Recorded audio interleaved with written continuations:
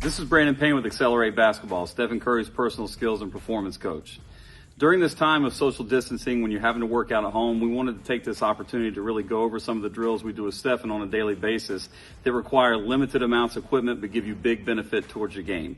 So this first video we're going to look at is we're going to take a look at how we work with Stephen on his balance. His balance is very important to us when it comes to being a dynamic shooter in game situations, and it's something that we take the time to work on every single day in his workouts. And they're very simple drills, things you can do at home that'll give you great benefit when you start playing with your team in your high school, your AAU, and your middle school teams again.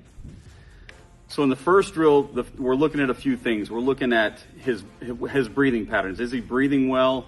Is he consistent with his breathing? Is he holding his breath at all? So those are things that you can pay attention to as well while you're doing it. You'll notice he's wrapping the ball around.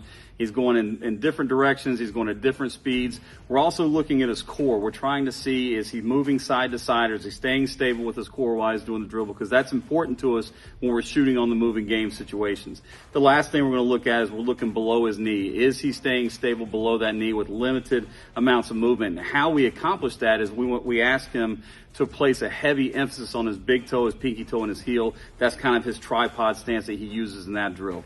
The second drill we're looking at here is just a crossover drill where he's standing on one foot. I know a lot of people won't have that pad at home that adds the level of difficulty that this particular drill has, but in order to make the drill tougher at home, one thing you can do is remove your shoe, and that'll give you that added bit of stability that'll help make that more difficult.